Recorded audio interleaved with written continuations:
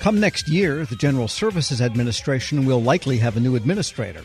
Longtime federal sales expert Larry Allen has a few suggestions for GSA reform, and he joins me now. And whether the Harris-Biden administration continues as the Harris-Waltz administration or there's a new Trump administration, it's likely Robin Carnahan will step aside, 4 years, and there's going to be a new GSA. We're not taking sides here. But you've got a lot of ideas, starting with the Venerable Schedules program, Larry. That's right, Tom. I think that it's past time, actually, for GSA to go ahead and create an official schedules program management office with the senior executive service billet to run it, and taking nothing away from the existing PMO, which itself is pretty new. They do a nice job, but they don't always have a lot of accountability or ability to really change things. So what I'm calling for is for a schedule PMO that works much more like GSA's other program management organizations on the Oasis Plus,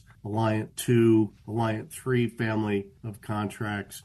These are offices that really do manage all aspects of the program. The contracting officers are part of that team. It's an integrated team. And when you've got a program like the schedules that is exponentially larger than any of the programs I just mentioned, it really is a strong argument, I think, for having an integrated schedules team. The IG keeps plunking away at GSA on the schedules program for not doing things the way they think they ought to be done. And one way to maybe get the IG, I don't think it'll get you off your back, but maybe get them distracted for a minute, would be to set up an integrated PMO where everybody rolls up to the same person. When you've got a $50 billion a year program, I think that just makes sense. Because it wasn't that long ago, about 2-3 years ago, that they consolidated all of the different subschedules into one big multiple award schedule. No more 70 and 40 and this, that, and the other. So that would seem logical.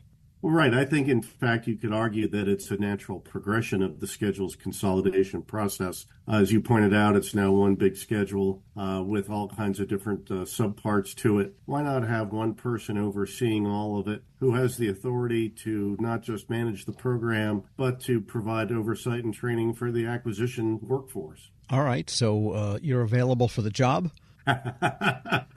Just give me my orb. That's right. Well, Bill Gormley might take it, but I think he's doing just well enough without being at GSA anymore. And then the other idea, the second one you had, wow, this is going to, prick somebody, but the sunset date for the Technology Transformation Service. That means shut it down at some point. Well, I think you have to shut it down, Tom, if it's not going to actually turn a profit and pay for its own expenses. And look, it's the government, but even inside GSA, as in other government agencies, you do have programs that at least have to pay their own way. And TTS just doesn't do that. It may have been a great idea for its time, but now the only time we ever see TTS in the headlines is when something's gone wrong. And most prominently, that's been with login.gov, but there are other issues with it. And it's a small part of the Federal Acquisition Service, yet it's one that gets a tremendous amount of outsized attention, both good and not so good. And I think that, you really have to be honest. If you're going to have this service, it's going to have to actually fulfill a federal customer need. It's going to have to be pay as you go. If you look at something close to that in the Federal Acquisition Service, Tom, you've got GSA's Assisted Acquisition Services. They are very popular and they do cover their costs and probably then some. So it's not unrealistic to ask TTS to do the same thing, albeit on a much smaller platform, really. We're speaking with Larry Allen. He's president of Allen Federal Business Partners. And I guess, too, behind the idea of technology transformation is that as new technologies come along, they may not be widely known or exercised across government, but eventually this knowledge does get diffused of whatever it is. And so TTS may have temporary need, but once people understand the technology more widely and its value in transforming what the government is doing, updating IT, then you don't need the TTS so much. Right. Well, I think the real bottom line is that if it's fulfilling a need, then agency customers ought to be paying for it. And if it is, that's great, then you can make your business case. But if it's something where you're not really fulfilling a need, you're just out there providing information in some cases that may be duplicative to other sources, like industry sources, then you're carrying overhead and you're forcing other GSA programs to subsidize that operation. I think that's hard for any organization to justify. All right. And further, with your idea of the heretic running into the orthodoxies here, you are talking about reuniting the acquisition policy and the operations side of GSA. Tell us more about that idea. Well, so Tom, this gets a little bit in the weeds, but I think it's important to understand what we're really talking about here is the efficient working of the acquisition process in GSA. And this has been a debate for as long as I've been in this market, for over 30 years. Do we have operations and policy together? Do we have them separate? And in my experience, it's been one of those things where the concept of having policy on one side and operations on the other looks good on paper, but it doesn't really work well in practice. And it goes back a little bit to what we were just talking about in the schedules program, putting together a larger scale schedule PMO, but it transcends that. But it's alike in that you've got people who put policy out who are separate and apart from the people who do the operations. They don't always understand each other. They don't always speak the same language. It's almost kind of like building a railroad from east to west, and the tracks don't quite match up when you get in the middle. And unfortunately, I think that really puts contracting officers and contract specialists in an unfair position where they're trying to bridge that gap, and they haven't really been given the skills or, in some cases, the authority to do that. I think that there's a strong operational case to be made for reuniting policy and operations. All right, and we'll continue here with some other ideas quickly. The idea that the Federal Acquisition Service, you kind of like the leadership team there. They are talented, you're saying, and so therefore what? Keep it going.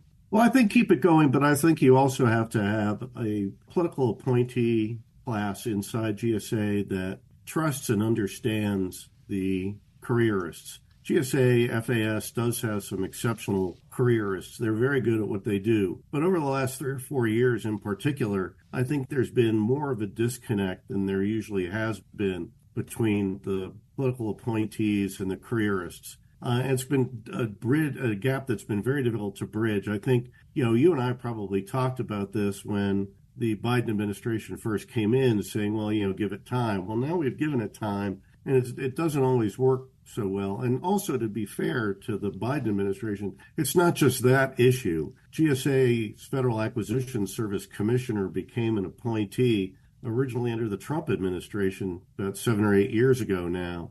And that's another political appointee position who's put in over careerists. And yet, in order for that organization to work well, whether you're career or political, you have to be part of the same team. And I think that if the careerists knew that their appointee supervisors had their back a little bit more, understood a little bit more about the mission, then you would see that leadership team that's already good go from good to great.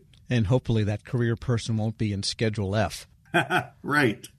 F should stand for Federal Acquisition Service, and leave it there. And then finally, you mentioned the Inspector General, which at GSA has, risen up and flung some barbs over the years from time to time. And you're talking about the distinguishing between the role of the Inspector General and the role of the operations offices. Right. And I think both offices do have an operation, and they do have a role to play, Tom. So I'm not going to sit here and beat up on the IG. I think one of the things that's important is that you have a well-functioning IG's office. By the same token, that IG office has a role to play and a role not to play. And the role not to play is becoming the co-program administrator for the operational programs. And I think sometimes that gets a little out of whack. I think the people in the operational part of GSA, and really, this is not just the leadership team by any means, it's gotten down to the rank and file, where good line-level contracting officers are now really afraid of making business decisions because the IG may call them out. That's a problem, and that's something that needs to be realigned. And I think that senior management team that we were just talking about, just as political appointees have to have their back, that management team has to have the back of the line-level people and understand fundamentally that while you don't go out of your way to aggravate the Inspector General or anybody else, I would think, fundamentally you're going to be coming at your work from two different perspectives, and they're hardly ever going to align. It's not the IG's job, for example, just to issue reports saying, hey, everything's great, you don't really need us. No, their job is to try and find something they do. And I think you need to put those reports into the proper perspective